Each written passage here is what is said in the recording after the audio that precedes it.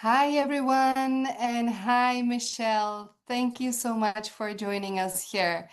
I will put down the sharing so we can actually see you for a Mhm. minute before we start. First of all, I would love to welcome also Ashra and more Childhood Potential Club members who are going to come or who will be here with us on Zoom. And I would love to welcome as well everyone else who is watching us on YouTube from our community. It's a pleasure to see that you are here, that you are watching, that you are enjoying. I love that. And big thanks to Michelle that you made the time to be here with us today and that you are going to talk to us about a very interesting topic. Welcome, Michelle. Thank you. So glad to be here. Perfect.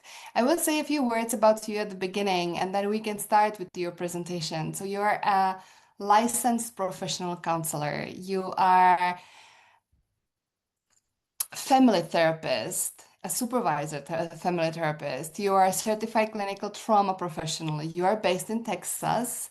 You are also a mom of three kids, including a one neurodivergent kiddo. You are the founder of Compassionate Heart, Mindful Life. You blend the experience, the life experience, with research-informed strategies. You empower parents through all of the difficult moments that they go through them with confidence, with compassion, with resilience. What did I forget? What do you want to share more about you?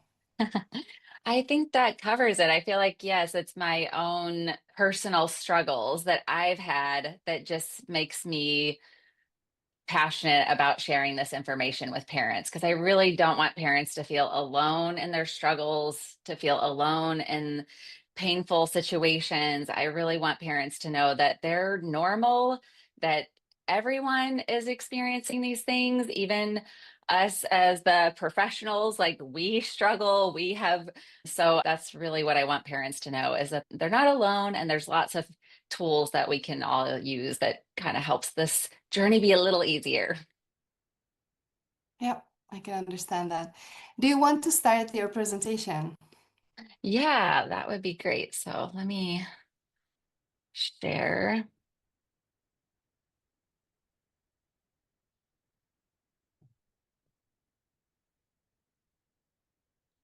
All right. So welcome to From Reactivity to Regulation ADHD Families. And I want to just take a moment to come into the room. So maybe we can all take some deep breaths, a couple slow breaths in through our nose and out through our mouth, and one more in through your nose and out through your mouth. And just notice your seat, your legs on the chair, your back against the back of the chair. Notice what thoughts might be going through your mind. Notice how your body feels, if it feels relaxed, tense, tired, and without any judgment, just noticing what we're bringing into the room today. And then can open your eyes and we'll get started. So, in the chat, I'd love for you to share one word that describes how you want your ADHD kiddo to feel to be part of your family. So, if you think about, especially given their challenges, how would you like them to feel to be part of your family? And oftentimes, parents put words like connected, calm, safe, at ease, welcome, supported, connected. And then I'd like for you to put one word to describe how you, as their parent, want to feel day to day. How do you want to feel as their parent? And that might be competent, confident, loving, calm, at ease.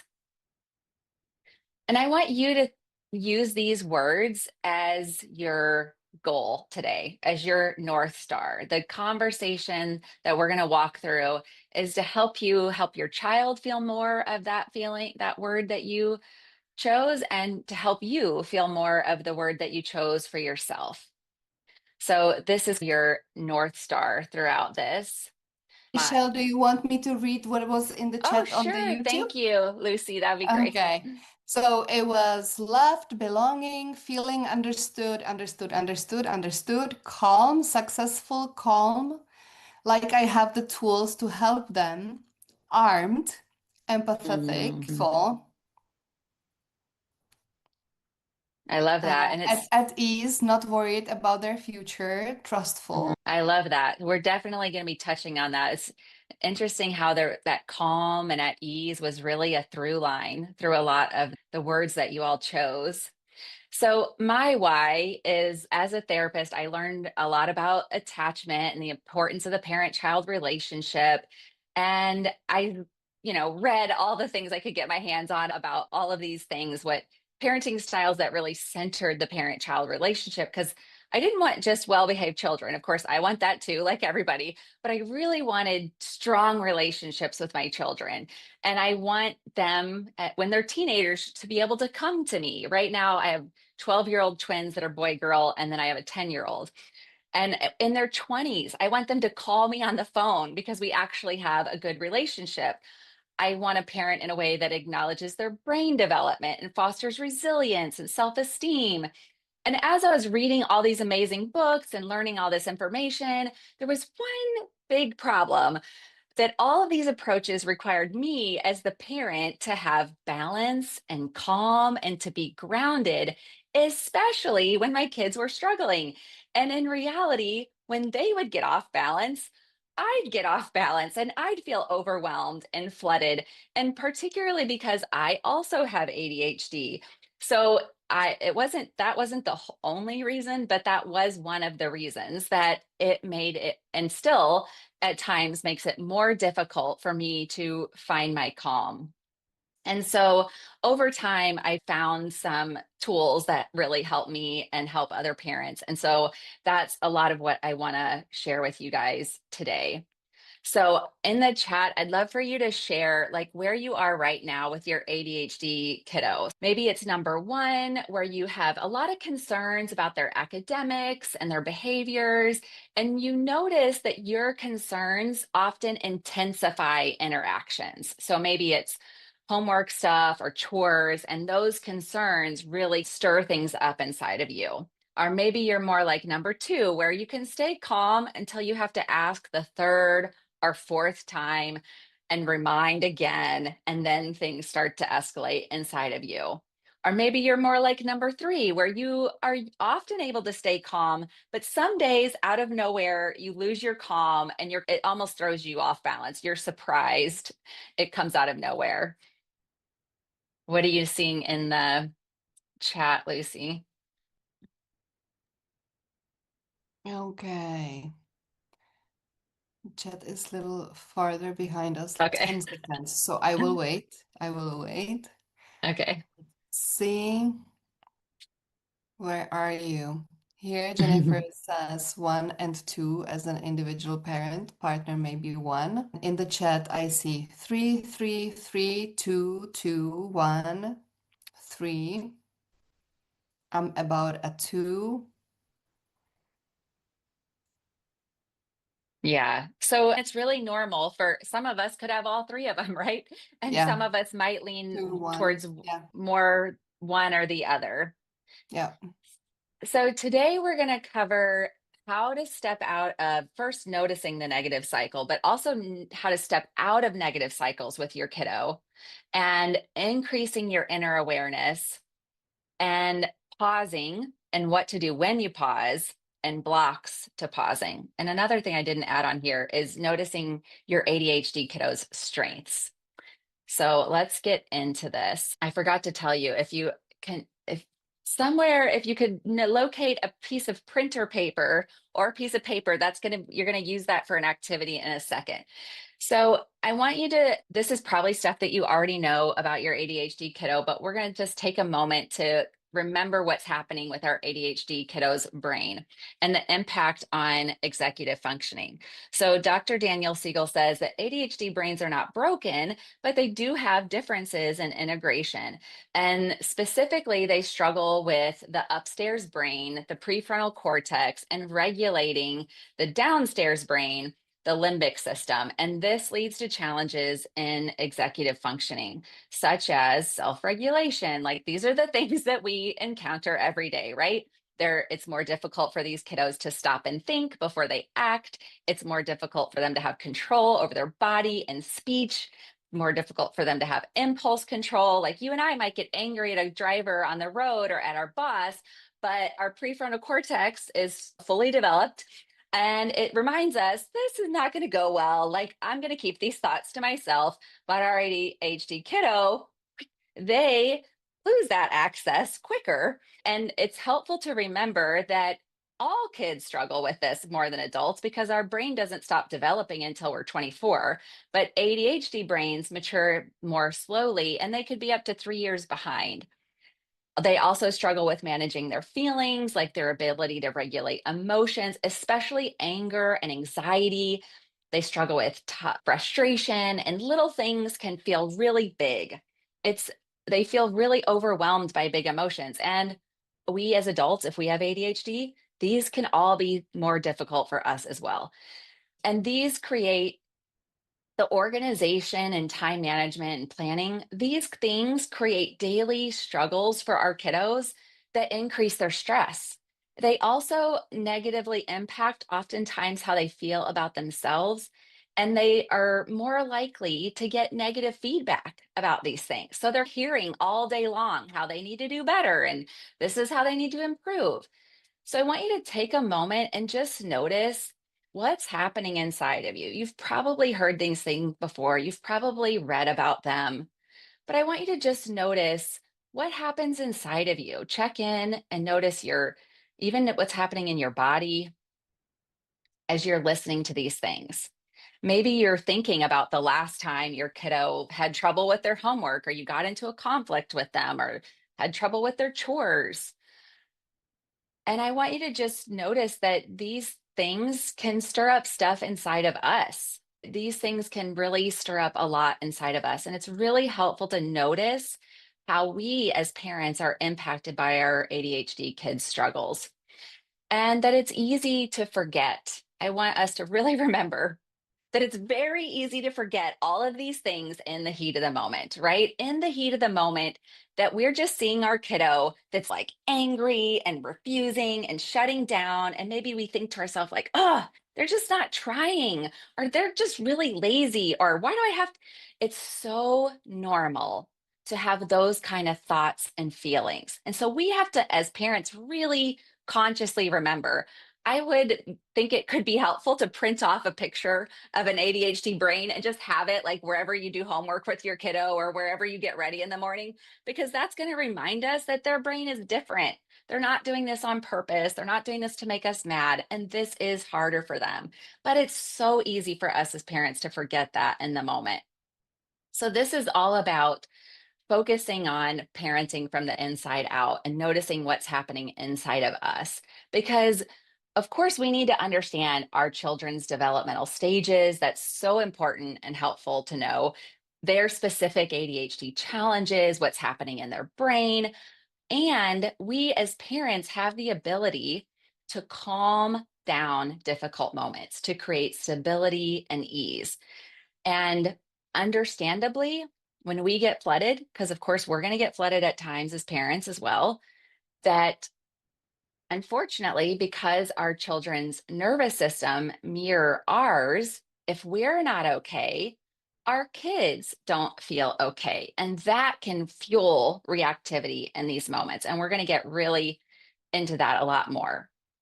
I want you to really think of this as empowering. Sometimes in the past, I have felt like this is really can feel overwhelming, but I really want you to notice that this is empowering, because if you can find your balance and calm, you can positively affect your kiddo and the whole family.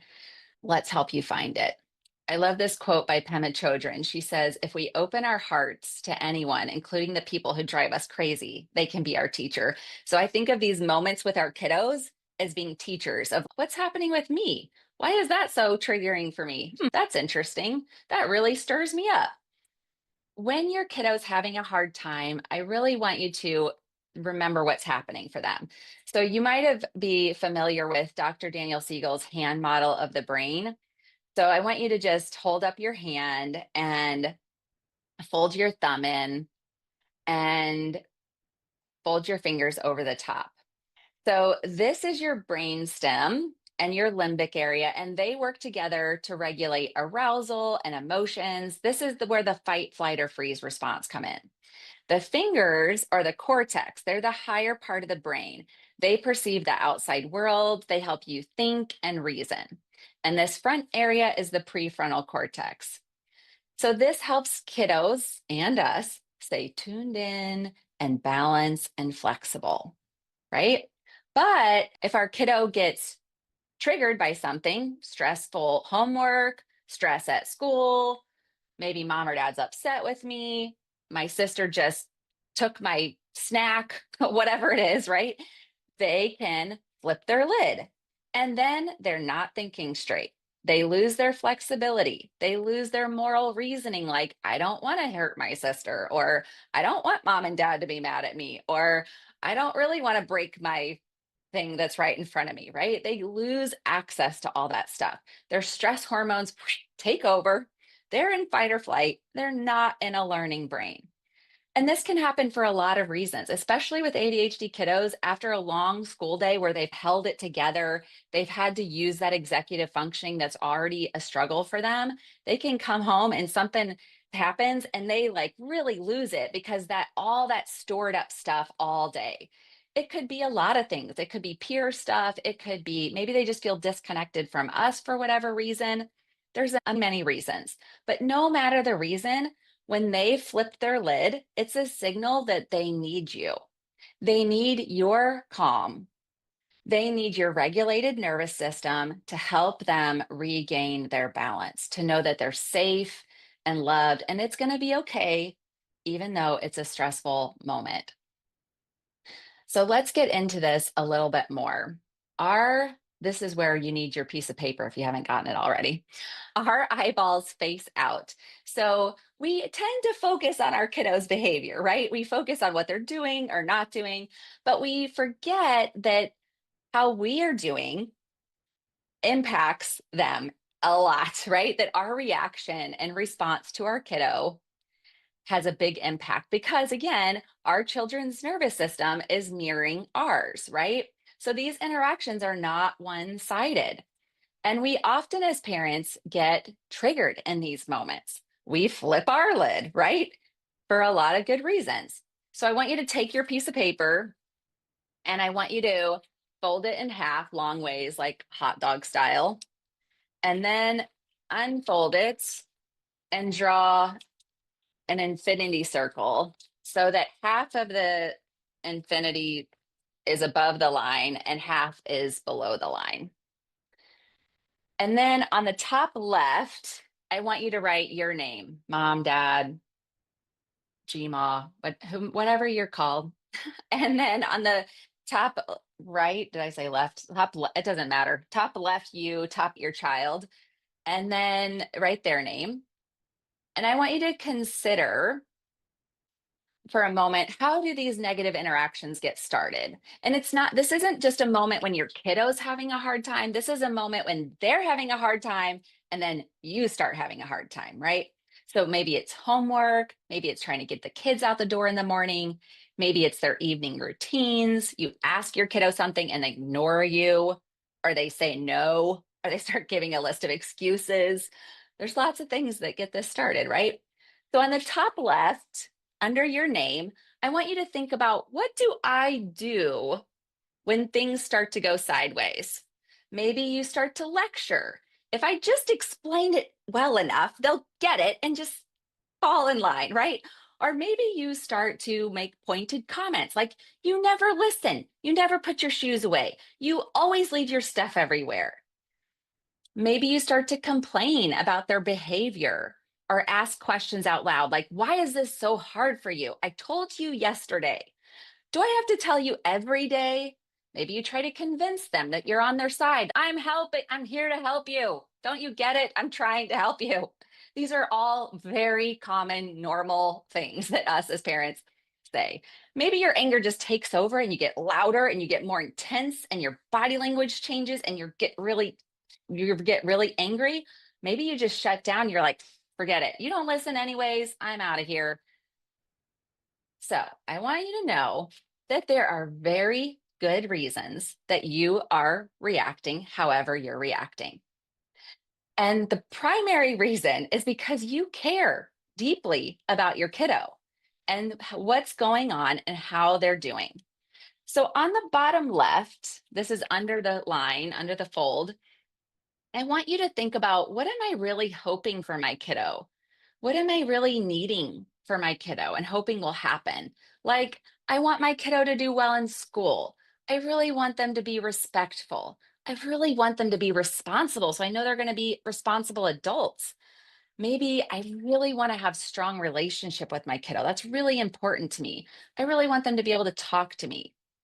And now consider, when you're getting really upset in these moments because you really want these things to happen, you're starting to get concerned that they're not happening, right? So let's go a little deeper and look at your underlying feelings. So under your needs and hopes for your kiddo, I want you to consider, how does it feel when you're like, uh-oh, I don't think this is happening. I don't think they're being respectful. I don't think they're going to be a respectful adult. I don't think they're going to be responsible. So maybe you start to have a lot of fears, anxiety. Maybe you start to feel really sad. Maybe you start to think about your brother or sister who has ADHD, who has had a lot of struggles. Maybe you have had a lot of struggles as a person with ADHD. And you're like, oh my gosh, I don't want my kiddo to go through what I've been through. Maybe you feel really shut out because they've just they're icing you out. And it's like kind of panic because, oh my gosh, I really want to be there for them and they've shut me out. So think, what is happening inside for you in these moments? And I want you to think about, do your outside actions, your anger, frustration, trying to convince, explain, do they match these underlying feelings of fear, uncertainty, anxiety? Does that match? And then we're going to look at your kiddo's side of things.